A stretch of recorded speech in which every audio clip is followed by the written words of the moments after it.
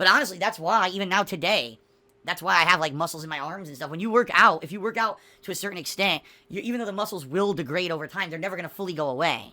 And that's why even to this day, I still have some, muscles and everything in my upper body versus some people have nothing. They got those noodle arms, right? Well, I don't have noodle arms.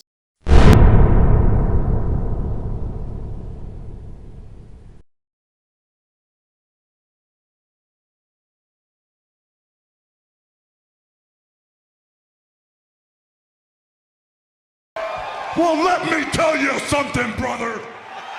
Snort, snort, snort, Hogan. Drip, snort, snort. I got the drip. Go. Cypress TV says, honestly, a lot of the stuff you got hate for between 2013 and 16 has become the norm for streamers to do. It's kind of crazy. Yeah, I don't know. This has become the story.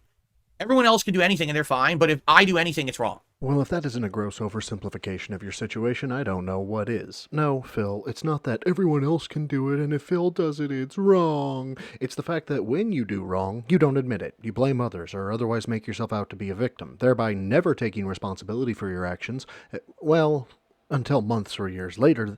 Then, still with no apology or ownership of your actions, you'll spout, "I'm a changed man." Phil, it's your out-of-pocket shit you say, and never getting your true comeuppance that makes people hate you. It doesn't matter what I do, what I say, how I act, if I improve or not. Doesn't matter. I'm just in the wrong, and I'm always the villain. Because again, I've become the meme of the internet. Unfairly, I feel. I mean, listen, when I was younger, I was an idiot.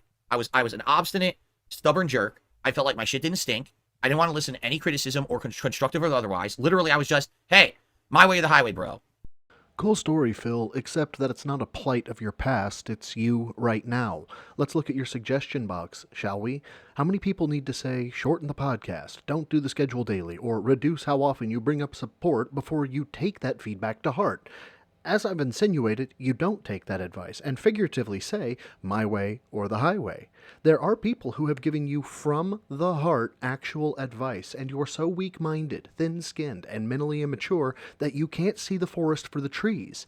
You see that it attacks you in your eyes, and you ban them. That's pretty much the definition of thinking your shit doesn't stink, my guy. Right? If you don't like it, don't watch. Fuck off. That was what I used to say.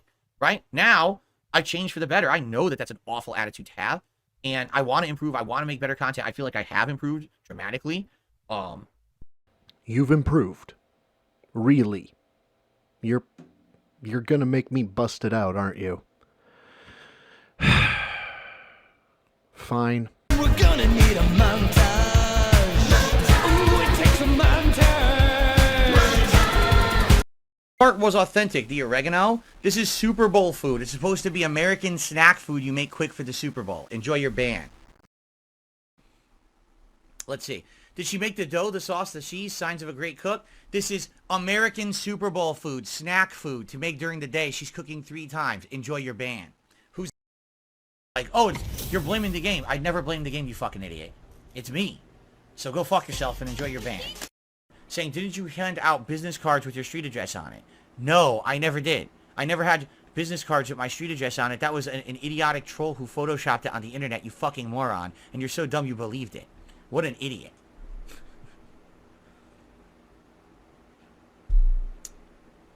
Enjoy your band, stupid. Yikes. Mickey Fish, enjoy your band. He says he didn't see any lag. Well, you can go lie somewhere else. Yikes indeed. Phil, a word of advice. If you're going to claim you've changed for the better, have some evidence of the change. This took 5 whole minutes on Pig Pig Go, and it just makes you look like more of an asshole. I think we're heading in the right direction with the content that I'm making, instead of it just being gameplay, doing other stuff and big variety, like this show, for example. You know? But, yeah, sadly, the internet doesn't care. The internet has an impression, rides this meme, and will never let it go. So it doesn't matter what I say, do to improve or not. I'm just a villain. And again, any moment that I have to possibly get a fair shake, people use that to capitalize and just turn it back to negativity so they can benefit from it. Because they realize if they bite into the meme, if they ride that negativity wave that's against me, they will get more views, contributions, and popularity than if they were nice to me. Can we be honest here? If the side scrollers last year were nice to me after their interview, they wouldn't have gotten any notoriety or popularity whatsoever. See, now this is a great example of why people don't like you, think you're an asshole, or that you're insufferable and want to see you fail.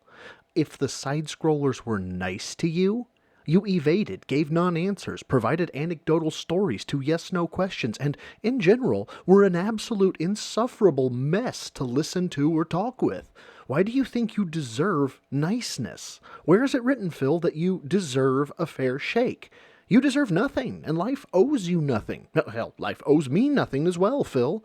If you want a fair shake, you're going to need to get acquainted with concepts you know very little about called honesty, integrity, and humility. Instead, they did exactly what everyone else does. They took the easy way out. They became toxic trolls of mine. They literally rode that for weeks to months on end, and they got tons of popularity and contributions based off of it, and they used that to propel themselves to change their show, because now they had eyes on their show. They used that to propel themselves to be a political show. And now they just do that same polarized political bullshit that everyone else does on the internet. It's boring. It's very fucking outdone. It's for dullards. But that's what they do, and they get tons of views doing it, and it's all because they rode the wave of toxicity against me. So, wait. Political content is for dullards and has been done to death. You know, this reminds me of a stance you had on React content. Moreover, aren't you toying with the notion of starting DS politics? You may want to learn about glass houses and stones first, Phil. Right? If they had been nice to me after the fact, they wouldn't have had any of that. And likely none of their popularity would have ever happened because no one would have ever had eyes on their content. No one would have given a shit. Right? So there you have it. Doesn't matter what I say or do, you know? It's just, hey, as long as we're hurting Phil, we'll get that popularity out of it, so might as well just keep doing it, right? And again, the other big thing about this is that the other meme about me is that it doesn't matter what's said about me. It doesn't matter what's done to me. I still exist and persevere. I mean, the meme is that everyone else gets canceled. Everyone else goes out of business. Everyone else is gone, but Darkside Phil perseveres, right? Jesus, the spin he puts on memes. No, Phil, the meme isn't that you persevere. The meme is you're impossible to get rid of. You're a cockroach. Nuclear radiation ain't got shit on you. Just despite us, God or whatever higher power there is has somehow deemed you untouchable. Remember when he was comparing himself to Job? Well, he does kind of share an attribute there, but it's not Job. He's a hemorrhoid. He's painful and just won't go away. And let's use correct language here too. He doesn't persevere, he persists. Despite almost everyone who's watched him hating him, he still persists because he is apparently too thick in the head to take the hint. Right? And I hate to say it, as much of a meme as that is perseverance, it's a double-edged sword. If people think that no matter what, you can't go away, they think it's okay to do anything to you because you're just going to survive it. Right? Because that's the truth. All these people say and do horrible things to me, but then I'm still here, I still persevere. Right? I'm still here. So also it's fine. Just keep beating him up. Right?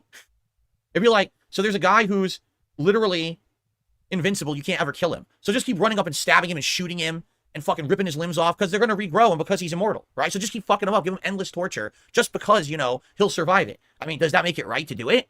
Of course it doesn't, but that's how people are against me. It's literally, it's an endless cycle of just keep fucking with Phil as much as you can because you can get away with it and he'll still be here anyway. This man just equated physical torture to include feeling the pain of dismemberment or other horrendous acts to being trolled on the internet. Again, I have to say, can your ego get any bigger isn't a challenge, Phil, it's a critique. But again, the guy is just terrible with analogies, so I'll give a slightly better one. Imagine a grade school bully. The bully, while the teacher is away or not looking, picks on the special kids. He swindles them out of lunch money by giving them pencil shavings. He begs and pleads with them, saying, I won't be able to eat, but when lunchtime comes, he goes over to the vending machine to buy candy. And the next day, when he comes back to school to scam them out all over again, he has new toys, action figures, and other things that the other kids don't have, all the while saying again, I don't have lunch money, please give me some lunch money. When the rest of the class is sick of it and gangs up on him at recess saying, stop taking the special kids' lunch money, Phil cries and cries to the teacher saying, they're being mean. The teacher, being so burnt out because Phil is her student, just doesn't give a shit. So she leaves everything status quo, thereby allowing Phil to think he's the victim since the school, read YouTube, won't do anything about it. You know who Phil is? Eric Cartman. Well, that ends that clip, but you know I'm not leaving you with that short of a video, so let's load up another. Well, let me tell you something, brother. Snort, snort, snort, Hogan. Drip, snort, snort. I got the drip. Go. All right. Good opportunity. Let's split the part now. They're not going to let me save here. No. Let's split the part now. I'll see you guys in the next part as we continue to storm the Barracuda stronghold, and likely we're pushing towards the end of chapter 13. Let's see how far we can get tonight. Okay, good time to say to everyone, thanks, you've been a great audience. I've been streaming for an hour and a half, and I've received 0 contributions. Not a single super chat, not a single super thanks, not a single membership, not a single gifted membership, and not a single tip. I think you guys can understand why I can't do side content in this game. We're done with it. You understand? Like, I like the game a lot, for whatever reason, with insane amount of other RPGs in you know, competition with this one, it can't survive. It sucks that that's the case, but I don't know what else to tell you guys, you know? This is reality, is that this game, I really like it. I've played it as much as I could, but it's got to go to make room for other things people want. So, it is what it is, guys, all right? Okay, cool. So it would appear that Phil is learning, because, well, this is an obvious beggment. He didn't give an ultimatum this time. He just said it has to go. So, great. Finish it out, shut up about contributions, and move on with your life. Let's go. What's hilarious is a dumb troll who's now banned just said in the chat, no one saw it. That's because you're boring. All you do is complain. I literally haven't complained once tonight about anything. We're leveling. I'm talking with you guys, having a good time. There's been 0 complaining. You're just a dunce. So, kiss my ass. All right. And, of course, someone makes a very accurate observation that he's complaining, and he thinks he isn't. So, let's dive into the English language a bit, shall we? Oxford Languages defines complain in the following manner. Complain. Express dissatisfaction or annoyance about something. And the example given is perfect for this too. The example being, local authorities complained that they lacked sufficient resources. Now, does anyone have a mental picture of a police chief at a podium whining, saying, "Guys, we don't have the manpower"? Or perhaps do you have the mental image of a police chief answering a question from the crowd like, "While we would like to do that, we simply do not have the manpower or resources at this time"? And Phil is the ballbuster of ballbusters when it comes to the English language. LTG used the known slang rack for thousands, and Phil went up in arms about that, lest we forget the peanut butter complexion rant. But what am I getting at here? Phil saying, "I have received 0 contributions," and then specifying how he has 0 tips, super chats, memberships, blah, blah, blah. It's the very definition of complaining. So, factually, yes, Phil, you were complaining. The fact Phil correlates complaining with whining, begging, showing frustration is a Phil problem. Also, Phil, go to the doctor, see if he can prescribe you some thicker skin, okay? Okay, I just thought of something really ironic. Is it ironic that a game called Like a Dragon Infinite Wealth is literally the game where I made the least ever playing it? It's true. It's absolutely 100% true. At this point, I'm playing it because I'm a fan of it, and and to hang out with you guys. But I've actually had the absolute worst performing streams ever playing this game in my entire history as a content creator on the internet. It's pretty funny. Infinite Wealth. All right, I'll be right back. I'm gonna pee, and then we'll continue. Dang, he's good, guys. Did you find the subtle beg? If you didn't, you're likely named Kevin and defend Phil on Twitter. Jesus Christ, man, he really hits that with all the subtlety of a foghorn. Okay, ready? Let's keep going. I mean, we've been making great progress. I want you to understand, guys, I'm not complaining when I say stuff like that. I thought it was super ironic. The name of the game is Infinite Wealth, and it's been literally the opposite. But I have so much fun hanging out with you guys and playing games like this. I'm going to always keep these kind of games in the rotation, the fan favorites, from us, the core. I know you guys are the core audience. You're the guys who come out and hang out with me no matter what I play, right? And that's why I'm continuing with this game. Keep in mind, there were people not even recommending, but demanding that I stop playing this game within a week of starting it. It's pretty messed up, but people are how they are, and they like what they like. Yeah, Phil, people do like what they like, and no one likes this game enough to give you money. So again, it begs the question why you play these games, which puts you in a worse financial situation. I mean, since you're a business and all. It's like you're a sandwich shop making PB&J when all the audience wants is turkey. Actually, that's a really good analogy because it'll better demonstrate the absurdity of that whole "I've received 0 contributions" bit, but instead of a sandwich shop, we'll call it a coffee shop. Gout Crystal's Instant Coffee Shop. And their DSP is, with the new blend, Spoon from My Ass Bold. And well, no one likes it, so no one buys it. But the Wi-Fi at the coffee shop is top-notch, and there are power outlets everywhere, and smooth music playing, which makes it a great spot to hang out with a friend and catch up. So there's a core bunch of customers doing just that. Maybe there's a book club meeting happening, who knows? When out of the back comes Phil, the music stops, and he announces, "I just want everyone to let you know, I've sold nothing tonight. No coffee, no cake pops, avocado toast, nothing. Oh, but I'm not complaining. I'm really happy to be hanging out with you all tonight." You see how regarded that sounds? But again, that's another clip down. And again, my mind says, no, video too short. So, pull the bolt, eject the empty, and load another. Well, let me tell you something, brother. Snort, snort, snort, Hogan, drip, snort, snort. I got the drip. Go. Let's go very briefly through yesterday's stream of Baldur's Gate 3, okay? First things first, we had finished up the Iron Throne quest line. And right off the bat, I was confused because I didn't really get a reward for it. Like, I saved everyone inside the Iron Throne prison, including Duke Ravengard, including, what was it, Amalum, the Mind Flayer, the friendly Mind Flayer, including all of the gnomes and the other prisoners that were in there. And I'm like, so I'm definitely going to get a great reward because I basically did it flawlessly. I got nothing.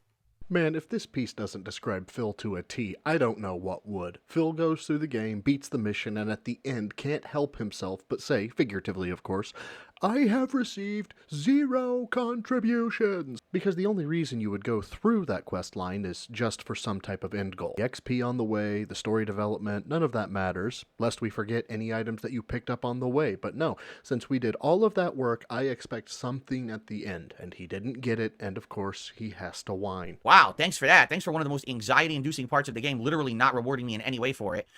Then we went to go to Amalum's group, which we had never even knew that they had a building in Baldur's Gate before, and he basically rewards you with a bunch of items that are completely worthless at the end of the game. So why they would hand those to you, I have no idea. We loot the house, and there's nothing in the house either. There's actually a big safe in a hidden room. It's empty. Oh, thanks. Thanks a lot. So then, we went to Steelwatch, okay? And, man, right off the bat, we have problems. So I'm trying to sneak into Steelwatch. And the game's guard aggroes, not to my main character, but to Lae'zel, for no reason, because the game should always aggro to your party leader. I don't care about positioning. I don't care about that bullshit, because that's just dumb shit. When you're playing an RPG, your party leader should be the one involved in any dialogue options, period. I don't care about their rationale. It's just bad game design. Okay? Well, dialogue and combat would be two very separate things, would they not? If we're talking about aggroing a cutscene, then yes, your other member would be able to trigger it, but you would be the one talking. Hell, I think that's happened to me, and I'm not even out of Act 1. But minions that are an enemy to you, you think it shouldn't aggro to anyone but your main. In what universe does that make sense, Phil? Your party member was detected by someone who hates them. They wouldn't immediately think, oh, there must be a party leader, and not aggro. Wait, yeah, hold up. Didn't he just get done with a rant about how the game should be more realistic with the vampire dude needing to strip down and give his items back, or he becomes a boss because it would be more realistic? So, like, which one is it, Phil? It's a game which has its own mechanics and rules and should ignore common sense, e.g. this situation, or the game should be more realistic, e.g. the vampire leaving the group situation? Or are you going to just call the dev idiots when you don't get what you like situationally? I'm guessing we're going for the lattermost option today. Okay. So it picks Lae'zel. Well, can't do the check because Lae'zel doesn't have any speech check, ability. So let's reload. So we reload, and then we do it again, and this time Darkscale Phil gets detected. I pass the speech check, which says, oh, the guard lets you in, and then the guard immediately aggroes to me again and does exactly the same speech check a second time. And I'm like, I passed the speech check. Why is the guard acting like I didn't do it, and now we have to do it again? It doesn't make any sense. It's a game bug. So we have to fight the guard. I kill the guard, and we get inside. So that's bug number 1, by the way. We get inside, and there's a room full of people talking, okay? And I'm like, listen, now, in the entirety of this game, if you use stealth, you can sneak by entire encounters, entire situations. You can skip fights. Just use stealth. So I said, I'm going to use the same mechanic I've used the whole game, and it's always worked. No reason to think it wouldn't here, okay? I actually sneak by the entire room of people. It's a mix of, like, slaves and enemies and everything in there, okay? And I go to the next room, and I go into a room where already there's combat. It looks like the gnomes or dwarves or whoever they are fighting the guards. So a fight ensues. Okay, well, they see me. All right, we're going to fight. But what happens is the game decided, again, what great coding here and what great writing. There was supposed to be a conversation that was supposed to happen in the room before that's tied to the story of the Steelwatch Foundry. So because I skipped it, the game decides now to initiate 2 fights at once in 2 different rooms. Despite the fact none of my party is in that first room, the camera decides it's going to jump back and forth between people in 2 completely different rooms, making the camera go light, dark, light, dark, light, dark, light, dark, light, dark, light, dark. Now, again, if it were me screwing up, right, that'd be one thing. What if I aggroed in the first room and then I aggroed in the second room, my party was split? That's happened before in the playthrough, and now I kind of understand why that happened. I didn't do that. The game just decided, oh, there was a conversation you were supposed to psychically know about in the first room tied to the story. You shouldn't skip it. If you do, now a fight ensues, but you're also in another fight. So now there's 2 fights going on at once. Basically, the game becomes completely unplayable because what happens is the turns bar glitched and it had turns appearing, disappearing, appearing, disappearing, appearing, disappearing endlessly. It wouldn't even settle. It was just like wobbling around all fucked up. And I started playing it and people were like, dude, you just got to reload. This thing is going nuts and it doesn't look like it's even working right. Like, all right, so I'll reload it, right? So that's bug number 2. Sorry, and you guys are, well, that's not a bug. Well, it is, because nowhere else in the game does this occur, where you have a required conversation in the room before you cannot skip with stealth, and then it creates 2 fights in 2 separate rooms going on at the same time, with the camera juggling back and forth. It shouldn't happen like that. So either it's bad coding, or it's a game bug. You can call it whatever you want. It's a problem. So that's like major problem number 2 of the stream, okay? Alright, so you ran into a couple of bugs after over 100 hours of content. I'm gonna give the studio a pass on this one, Phil. But the reason I stopped here is to ask, does this story even have a point? I mean, I kind of understand telling people, we completed these quests and got these items. Sure. I even understand, oh man, we hit some wonky bugs in the playthrough. But if I'm interested in those bugs things, wouldn't you just want to give me a timestamp to go watch it, thereby giving you more views and potentially increasing your revenue? Right, I forgot. That would make logical sense, and we can't have that because this is DSP Gaming. And oh my fuck, I have been watching Phil now for like 3 to 4 minutes at 125% tell us about bugs and gameplay, and none of it has mattered. So to be concise, because Phil cannot, 1, he encountered a few bugs. 2, he beat the area he wanted to, albeit in an unconventional way. 3, he gets to the Gortash boss fight, and it's complicated. He had to research it, and reading things took a long time. 4, and lastly, catching you up to where we're going to start, he's getting ready to throw a spear, and apparently this was the whole point of this story. There. I just saved you like 9 fucking minutes. Christ. So immediately I use Karlach and I throw the spear, this is the big thing that we're going to be freaking out about now. So what is it called? Nirasha? I can't remember the name of the spear. It's incredibly rare. You can only get it in one tiny situation. Nirulna. That's the name of the spear. Nirulna. Okay? It's a legendary spear. You actually get it when you first arrive in the area of Baldur's Gate, the outskirts. There's that fair or like circus going on. Not circus, it's like a festival. And in there's a genie. And the genie, if you piss him off, he warps you to a dinosaur land. And if you complete the dinosaur land, you get this spear as a reward at the end in a chest. Okay? Incredibly rare. This spear is meant to be thrown.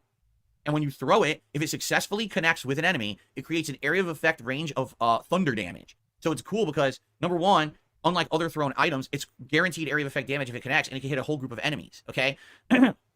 Number 2, it stacks regular and thunder damage, so you're getting this like big double damage effect. It's incredibly cool. If you have a throw character build, it's super good. Well, I built Karlach to use the spear. So not only does she throw the spear, but she has a glove on that gives her a chance, it's a random chance, to actually teleport to where the spear lands and switch places with the enemy she hit. This has helped tremendously in my game, where there have been hard to reach enemies and bosses, and I teleport them right into my team, and now they're screwed. They get beat up because they're exposed. Okay? Now, in addition, with Karlach, you can make a build based on her rage, where when you activate her frenzy mode, she now has a thing that's called frenzied throw. This adds a chance to make the enemy go prone. So if it hits and they go prone, now they're knocked down, and essentially they can't do their turn, and it makes it an endless loop where the enemy really can't do anything. If you just keep hitting them with this turn after turn after turn, basically the enemy's like almost stun locked. And that's how I actually beat the Raphael boss earlier in the game. He couldn't do shit. He just got teleported and stun locked, and he just was like a pussy, which is hilarious because everyone says one of the hardest fights in the game, and I just slapped them around with this strategy. Okay? I mentioned this in a previous video about, I think, this very mechanic and fight he's talking about. What is the point of telling this part of the story? What did it add? You mentioned it's a stunlock loop that works very well. Cool, Phil. So why did we need to hear about how badass you were in beating a boss from before? It comes across cringy, desperate, and boastful, almost like he's trying to make you feel inferior if you had a hard time with the boss he easily defeated, which, in the words of DSP, yikes. So, pretty good. In addition to that, I recently, at the end of my build of Karlach, I got this ability called, I think it's a feat called Tavern Brawler. And that just makes throwable items even better. Alright? So basically, she's crazy good. This throwable spear, Nirulna, big area of effect damage, buffed with all of her abilities, and she can teleport enemies around. Super duper good. Right? Now, here's the problem. I don't understand that a thrown item like that is considered a projectile. Like, I would think a projectile would be like a magic spell, like magic missile, right? Or you're shooting a lightning bolt, you're throwing a fireball. That's a projectile to me. I'm not thinking a projectile is a legendary weapon, but that's on me, right? Totally. That's on me. That if I didn't understand that that was going to be a projectile, all right? I even said, let's try it. And it's hilarious. I throw it. It just goes bink right off his force field, comes right back at her. Oh, bonk. Hits her right in the face. I had to rewind this several times because I was trying to wrap my head around not realizing an object thrown becomes a projectile. I know the English language is hard for the pig roach, but what did he possibly think it became? A handheld weapon airborne? A spear in air? What else? What would it possibly be besides a projectile when thrown? Hey, I know, let's use DSP logic. Name me a game in which a thrown object does not become a projectile. And if you can't, then DSP is an idiot with no redeeming qualities. I know that seems harsh, but I'm using his rules, you guys, correct? Okay. It's funny as hell. Like, all right, well, I gave it a shot. It didn't work. But now ensues, all right, the comedy of errors that this game did in this fight. So eventually what ends up happening is the spear lands on the ground. For some reason, Karlach drops the spear, all right? And I think it was because, again, I threw it at an enemy. It was a regular enemy, not Gortash, and they also had the projectile ability. And here's what happened. I actually watched it back, and I know exactly what happened. So as I told you, when you do Frenzied Throw, which is her Karlach's special ability, there's a chance that it will knock the enemy down and make them go prone. I threw the spear at an enemy. It bounced off their force field, came back at Karlach, hit her with the Frenzied Throw, and it knocked her down. So because she fell, she couldn't catch the spear. But it actually is its own contradictory logic, and here's why. Per the game's logic, if the spear connects, she auto-catches it. That's how it works. If the spear connects with any enemy or any person, she catches the spear back. That's how the return spear gameplay mechanic works in Baldur's Gate 3. Okay? So just by logic alone, even if she hit herself with a move, she should auto-catch the spear because it connected. But the game says, oh, well, in this case, she hit herself with her own move that caused her to go prone. So even though in this case she should catch the spear, cancel out that line of logic and just make her fall and the spear hits the ground. This makes perfect sense, even from a game rule perspective. When the spear is thrown and connects, it returns to the owner's hand. Fine. But impacting a reflective shell is obviously not seen as connection, but something else, maybe reflection or redirection. This inherently changes how the weapon was propelled. It's no longer thrown. So his character gets hit with the spear. Now it has connected, but the source of the connection was not a throw by the character. It was the spell or protective barrier that did it. Since it has nowhere else to go, the spear drops. Now, I know shit about D&D, and I don't know if this bit is correct in the slightest, but my mind wrapped around this instantly and said, yeah, that tracks. That makes absolutely no sense. From any logic perspective, it doesn't. They just arbitrarily decided, in this case, erase this line. Even though this is how it works the whole game, in this case, just erase this line of code in this certain random, very rare situation, and there's no way you would ever know that. That's their own judgment call to say, erase this outcome, even though it happens every other time, because we feel like it. It's crap. It's bad. It's not logical at all. By logic standards, spear connects, Karlach catches it. Don't care if she went prone or not. She should still have the spear in her hand. Nope, the game just fucks up. Like, okay, whatever you say. All right, that's bullshit. So now the spear is on the floor. Karlach has no weapon. Luckily for me, I have other things I can throw, but I want that goddamn spear back, right? First of all, that's her whole build. And if I don't get that spear back, she's basically going to be kind of worthless for the rest of the playthrough. So now the spear's on the ground. So what am I going to do? I know what I'm going to do. You can pick items up off the ground and throw them. Okay. So again, I use, what do you call it? Frenzied Throw. Okay. You can do that to either throw something from your inventory or pick something up from the environment and throw it. It shouldn't change the properties of the Frenzied Throw. It shouldn't change the properties of the item. It should still work. Okay? Now, at this point, I believe that the shield was down. Gortash's shield was down by luck. What had happened was I was using Shadowheart, and I used her Sunbeam, and I was trying to hit enemies, and apparently the Sunbeam passed through the enemies and blew the generator off the wall, so all the shields went down completely by luck. So by dumb luck, I'm actually going to win this boss fight because I was losing badly, okay? But I very, very chance start coming back. I'm like, oh shit, I can't believe this, right? So, I said, the shield's down. Now's my chance. If I can stun lock Gortash, we're going to win this fight, even though we were on the ropes. So I have Karlach get up, walk across the room, pick the spear up as an environmental object off the ground, which should now technically make it an object in her inventory, but apparently who knows how they code this fucking game, right? She throws the spear. The spear hits Gortash. The spear hits her. The spear hits everyone in an area of effect and makes everyone go prone, and the spear disappears from the game world. completely. Just gone. And I said, where is it? Not on the floor. It's not in her inventory. It didn't blow across the room. It's literally erased. Okay? Now, there's all these theories that people are trying to come up with and try to explain it away. But I don't think there's a theory that's going to be correct. I just think their coding is bad.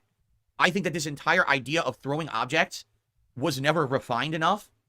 And because of that, it's always janky. People have outright said this. Just listen to this. If you're in stealth, so you haven't engaged in a combat yet, you're not in fighting, and you throw the spear, even if it connects, it doesn't go back to her. It lands on the floor. Why? The whole idea is that she throws this spear, and it's a returnable spear if it connects with the enemy. Well, everyone agrees that's a game bug, that it should return to her, but they've never fixed it. So everyone just works around it. No one uses throwable objects out of cover or out of stealth because they know that they're not going to return. It's fucked up. So if that's fucked up, okay, obviously there's going to be other stuff that's fucked up as well, right? So the whole mechanic shouldn't exist if it's not refined enough to not be a janky, wonky, not consistent thing. If it's a mess, don't put it in the fucking game. But they didn't care. They said, we're going to put it in. And now how many people are going to have issues with game mechanics like this? So I know I let him cook for a while there, and what a take the guy has. Now, I don't know why his precious spear disappeared, but it did. Is there a particular reason why now he's not save scumming? Didn't he say that if the game acted up or bugged out, that he was giving himself permission to reload, so why not just do that? And don't throw the damn spear while reflect is active. Additionally, I wanted to chat about him saying the code is bad. What coding language does Phil know? Any? And if not, why is he speaking on the subject? Phil saying the code is bad reminds me of advice my father would give me when I did the high jump in high school. If I hit the bar, he'd call me over and offer the best advice for any jumper. Just jump higher. He truly had the best dad jokes. But seriously, that's what this sounds like. Like, just code better, guys. Duh. This is obvious. I'm starting to better understand why he doesn't go out much. Phil seems the type that would offer unsolicited, wrong advice, and when the expert on the matter goes to tell him he's wrong, he would personally insult them. Literally just the worst kind of person. But anyway, let's keep hearing the spear story, because it's oh so riveting. And it's stupid, because the game mechanic is great. As it worked, it was amazing. She's one of the best characters in the whole game when she has this build. And now, the one item that made this build work, right, disappears from the game. Now, I have a theory about this, okay? I want you to understand something. I actually don't blame this on D&D at all.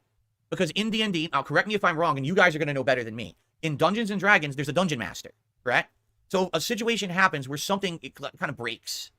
You know what I'm saying?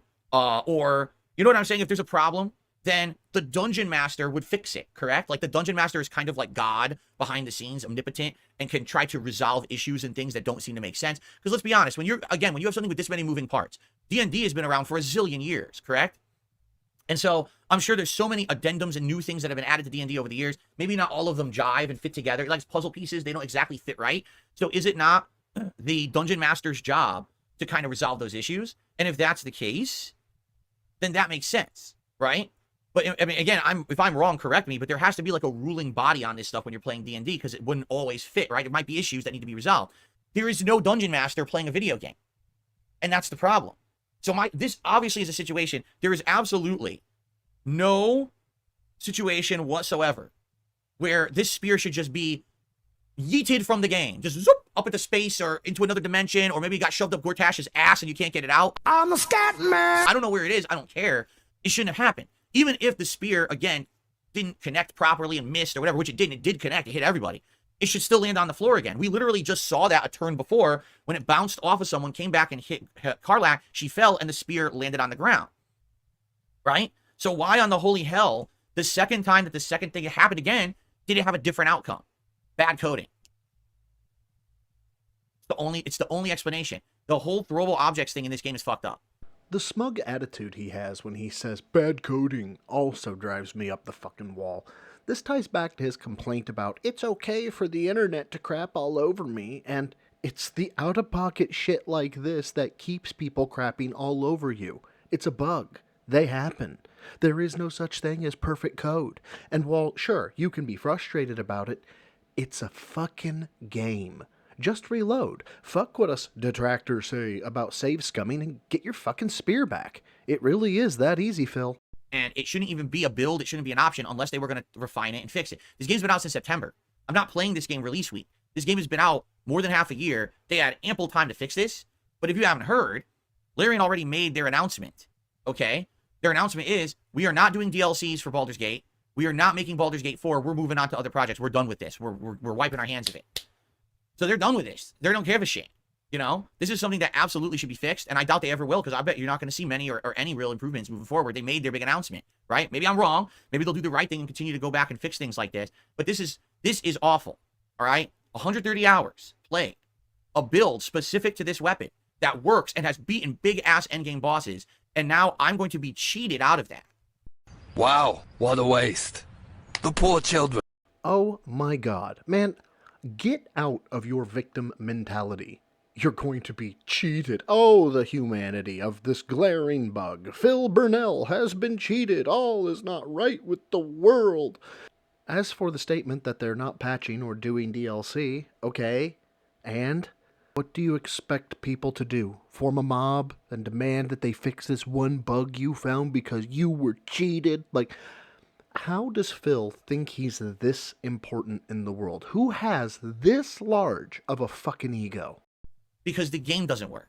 This was not an error on my part. This is not, I didn't understand that Asterion was going to leave my party and take my items with him, and I'm crying over it, you know. This is a situation where the game's coding's fucked up. An item finger snapped off the planet, and I'm just supposed to swallow that? No, absolutely not. I have the right to voice my opinion and to tell you this game is a buggy, janky mess at the end. It's funny because other parts of the game haven't been like this, but I'll tell you, since I got to Act 3, it's just been like increasing amount of these kind of problems every time I play. And it's like, all right, I'll forgive this one. All right, I'll forgive this one. I literally had like 7 in a row yesterday. And at that point, I got to put my foot down and be like, it's fucked up. Oh, now this I fully enjoy. The illusion of power Phil has. He asks, I'm just supposed to swallow that? No! Now, oral jokes aside, what's the alternative, Phil? You made a video. What next? You're gonna write an email? You gotta make a phone call? Perhaps write your attorney general? What? What Karen-esque plan do you have lined up to hold the multi-million-dollar company accountable that your digital spear is gone? And remember, he's putting his foot down, which does what exactly, Phil? You've already been complaining like a Karen. You've whined and cried, bitched and moaned. Is that what putting your foot down in the Burnell household is like?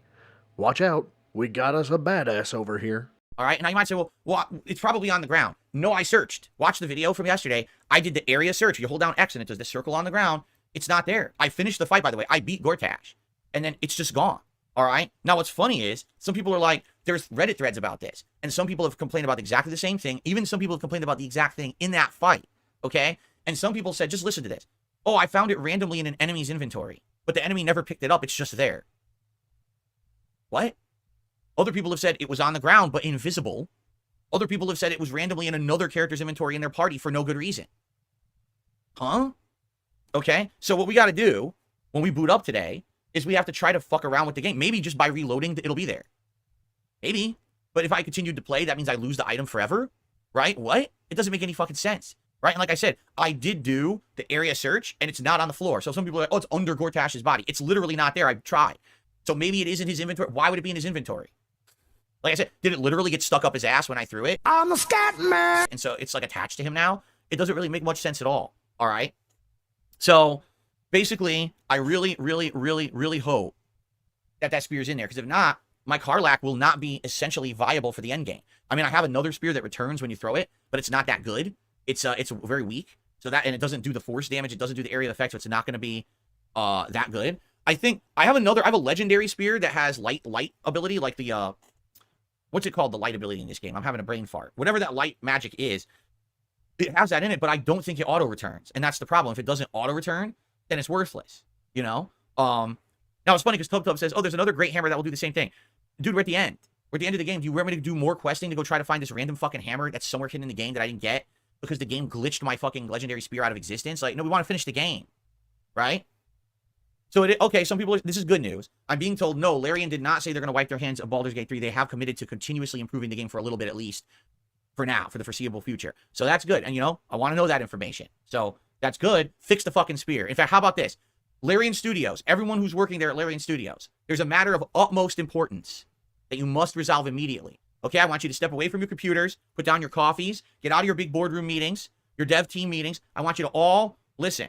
Immediately, you must put down everything you're doing, and you must return to work, and you must code my spear back into my game specifically. It is of the utmost importance that you drop everything in your lives. If you're on the toilet taking a shit right now, I'm a scat man. pinch it off, get your pants up, don't even wipe, get right to your workstations right now, and get this fucking spear back into my inventory. This I demand. All right? Let's get to work. Enough is enough. This is unfair, all right? Listen, I paid 130 hours of your goddamn game. I want my fucking spear. I've had enough of this shit. The sad part is, he's hoping for exactly what he was asking for. Sure, he'll point to the tone and silliness of it as evidence of him being sarcastic, but with his mindset, he likely actually meant it. The guy is so obsessed with himself and how he is slighted or victimized that no one else really exists for him. He's the main character, and he's the most importantest specialist boy in the whole universe. If any of my viewers are parents, the old goal was raise your son so he doesn't get a girl pregnant in high school, or raise your daughter so that she doesn't get pregnant in high school. I would argue a better way of thinking would be, don't raise your kid to have any trait which would be shared with DSP.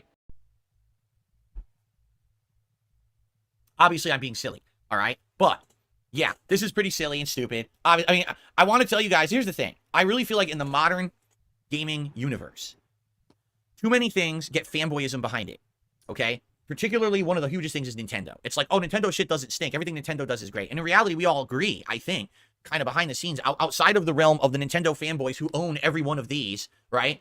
We all agree that Nintendo makes a lot of missteps and mistakes, but somehow they always just get forgiven and continue to be successful regardless of all the mistakes that they make, right? Why? Fanboyism. Because the fanboys run out there and just blindly defend every action that they do, buy every piece of things that they sell, so it's like they're above reproach, right?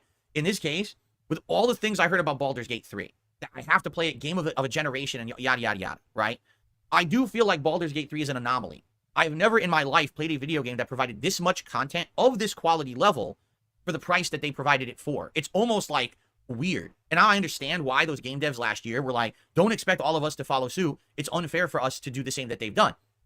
I mean, the incredible amount of content in this game is bang for your buck if I've ever seen it. Like, this game's playthrough is equivalent to, like, my Skyrim playthrough last year, including all the DLCs. And this doesn't have any DLCs. You know what I'm saying? So I totally get it. But at the same time, what baffles me is that it is apparent this game is not fully refined, has a lot of issues, particularly in Act 3, and no one talks about that. Everyone's like, best game ever, game of the year. I really would love statistics on this. How many people who bought this fucking game got to Act 3 to even say something like that? I would guarantee you half the fucking games journalists who kiss this game's butt never fucking played it that far. You know? They played the first act and said, oh, okay, I get it. And then they just praised the shit out of it to follow the fucking suit. I'm sorry, but I have a hard time believing that most people who got Baldur's Gate 3 played it for 130 fucking hours, got through the game, didn't feel this jankiness at the end, and just, if they did, they forgave it? I don't get it. Phil, that's because they can separate themselves from their playthrough. They have a life outside of the game. Additionally, they recognize the difficulty of the product and are willing to give a pass on some things due to goodwill. You know, goodwill? The thing which you will never have or ever earn because you look to take financial advantage of every person you meet. You know, I'm here to try to bring you my honest perspective. I really like the game, but this game is not flawless. This game is not the best RPG ever. It's got problems. Maybe if they continue to patch, fix, and refine it, it'll be the best game ever made in like a year. But it's got all these problems now, and I can't forgive those or just overlook them to follow the bandwagon of what everyone says around me that it's amazingly flawless. It's not. It's got tons of problems. Really, it's just frustrating to me because I don't understand why everyone kisses the game's butt. And no one has called out these major kind of problems. Maybe I'm just the unlucky schmuck who gets every problem. I don't know. But man, I'm not making this shit up. As we go along, we encounter the next annoying thing, and again, I'll be honest with you. No, this would not have been my game of the year last year.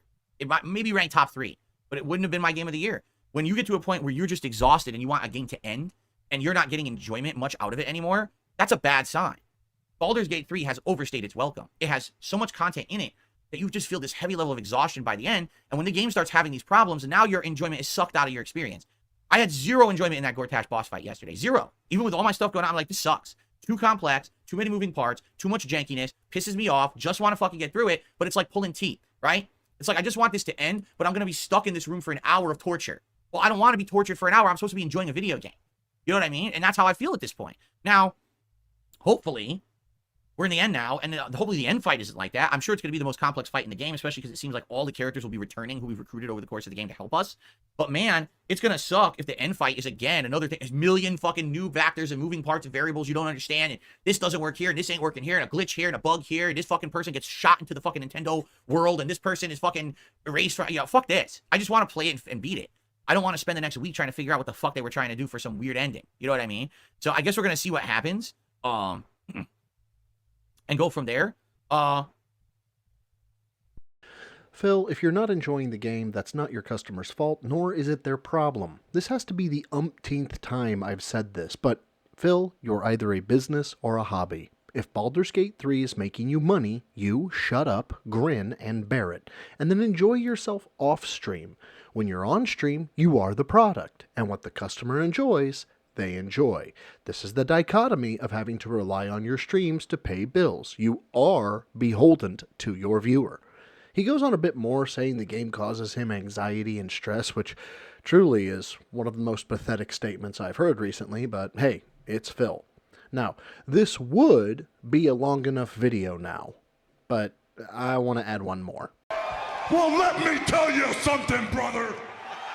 Snort, snort, snort, Hogan. Drip, snort, snort. I got the drip. Go. I received a $10 tip.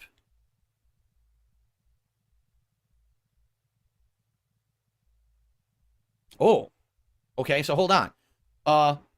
It's 1 Minute Man. He tipped $10. He has an update on the Asterian situation, I believe. Let's see what he has to say. Thank you for the $10 tip, 1 Minute Man. Is that the biggest tip of the day so far? It is. Let's get him on the leaderboard.